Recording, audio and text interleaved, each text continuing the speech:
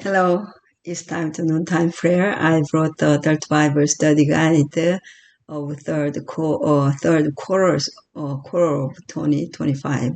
It titled Exodus, and actually it has certain lessons. Let me through all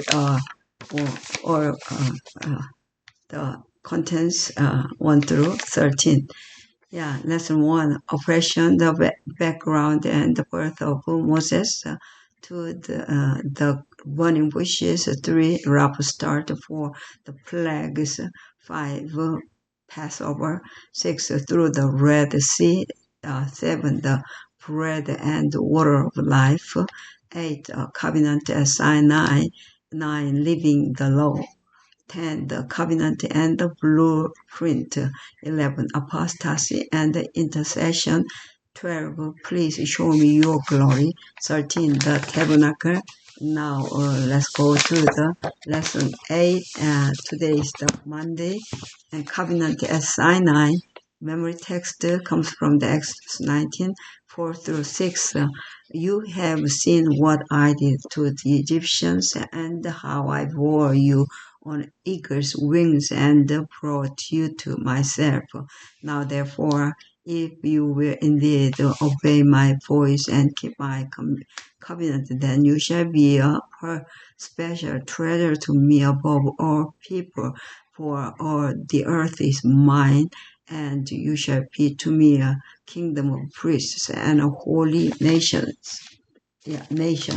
And Sunday part at Mount Sinai, and the next Monday, let me read all of this. So, where did God lead Israel after he had liberated them from Egypt? To the promised land, where else?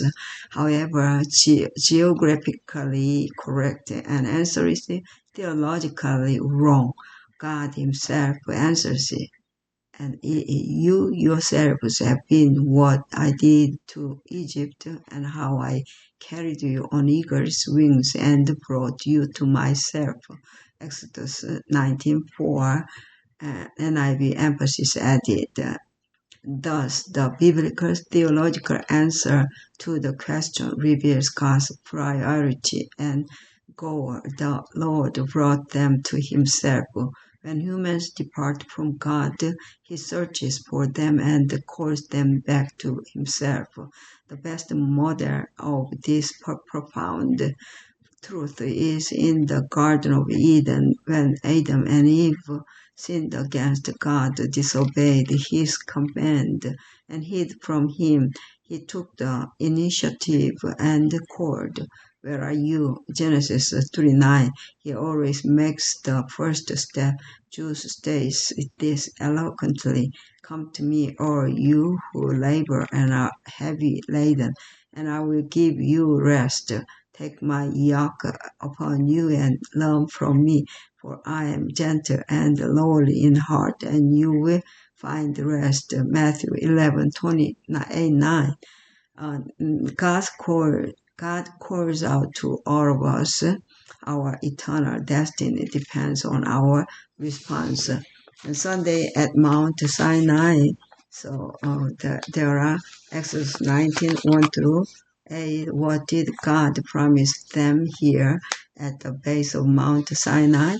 And God led the Israelites to Mount Sinai, where he would soon give them the 10 Commandments, the Decalogue.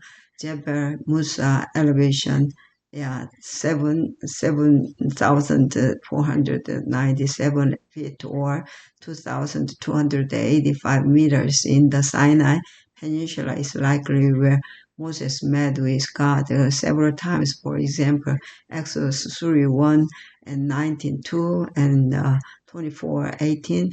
And years later, Elijah encountered God here. 1 Kings 19:8. This is the same mountain where God called Moses to lead Israel out of Egypt. Exodus 3:1 and 10. At the time, God informed Moses that he would worship God with liberated Israel in this same location, which would be a sign for Moses that the God of Abraham, Isaac, and Jacob was leading them. Exodus 3:12. So imagine being God's special treasure. What special privileges would that encompass? What special responsibilities would you have?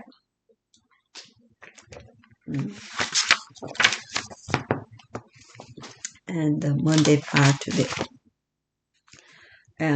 Preparing for the gift, read Exodus 19, 9 through 25. How did God prepare Israel to receive the Ten Commandments? God gave specific instructions for what the Israelites were to do in preparation for the giving of the law at Sinai. Their external purity was to reflect their total dedication to God. They needed to be ready for the splendid. It was accompanied by thundering and lightning and a thick cloud on the mountain, and the sound of the trumpet was very loud, so that all the people who were in the camp trembled. Exodus 19:16, the Decalogue, the Ten Commandments, is the heart of God's revelation and biblical ethics. It forms the substance and the foundation of divine standards for all humanity. Its principles are eternal and universal. According to the biblical account, the Decalogue was announced by God, Exodus 19:21, Deuteronomy 5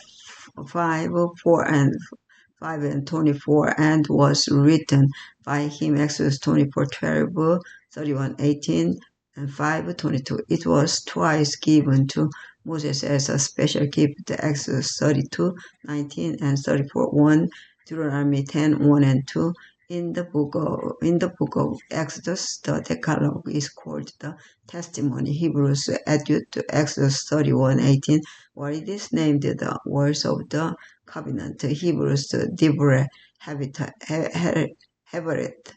Exodus 34:28. In the book of the Deuteronomy, they are written on the tablets of the covenant. Deuteronomy 9:9, 11, 15. Neither book in Hebrew used the term the Ten Commandments. Hebrews measured commandments. Instead, 3 times they quoted the 10 words. The Hebrew is Aserat Hadevarim, from Debar, meaning word, sentence, matter, thing, speech, story, promise, utterance. See Exodus 34:28, Deuteronomy 4:13, Deuteronomy 10:4. There are 2 versions of the Decalogue with very slight differences. The first one is recorded in Exodus 20:1 through 17, and the second in Deuteronomy 5:6 through 21. The second version, presented orally by Moses to Israel, occurred almost 40 years after Sinai, just before the people entered the promised land. Deuteronomy 1:30 and 4, Deuteronomy 4:44 through 47. These circumstances explain the slight difference between the two. When Paul summarized the law as being love, he quoted from the Decalogue, Romans 13:8 through 10. Love is indeed the sum of God's law, because he is a God of love. 1 John 4:16. So, how do you understand the idea of 10 Commandments as an expression of God's love? What does that mean? How is God's love revealed in them?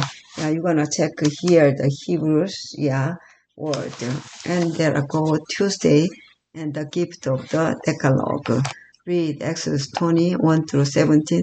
What are the principles of the Decalogue and how is it organized?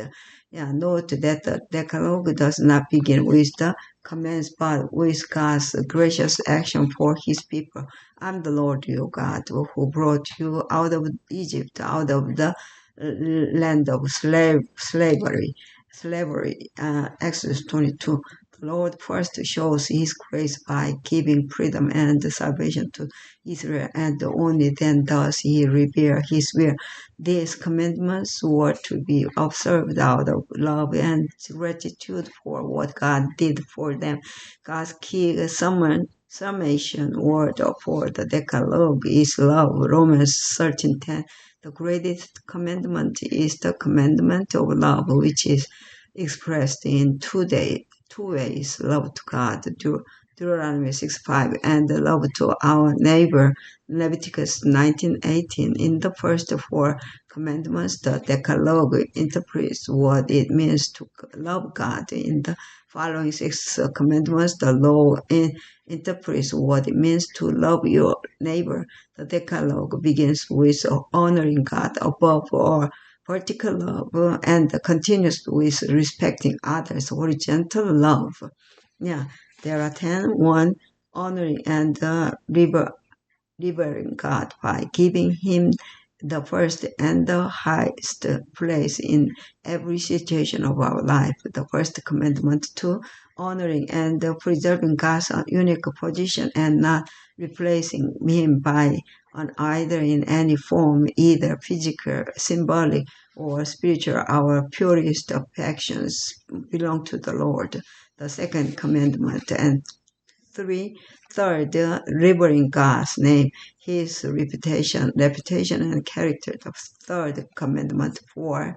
So honoring his day of rest and his day of rest and worship the Sabbath. The fourth commandment. And 5. Respecting parents. The fifth commandment. Respecting life. The sixth commandment. Respecting marriage. The seventh commandment. Of 8th, respecting people's property. The 8th commandment. 9, respecting the reputation of others. The 9th commandment, and respecting self, so that no selfish desires will mar our character. The 10th commandment.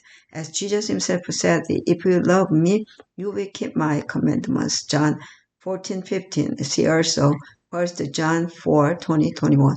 Thus, true obedience is simply an expression of love and gratitude toward Jesus. Love expressed most powerfully in how we treat our neighbors. Yes, thank you. Yeah, we have to remember these 10 commandments, especially this kind of version is really proper, so unique. Yeah, I'm gonna write this one too. Yeah, honoring, respecting, honoring God and respecting our others, human. Our Father, which art in heaven, hallowed be thy name. Thy kingdom come, thy will be done on earth as it is in heaven. Give us this day our daily bread, and forgive us our debts as we forgive our debtors. And lead us not into temptation, but deliver us from evil.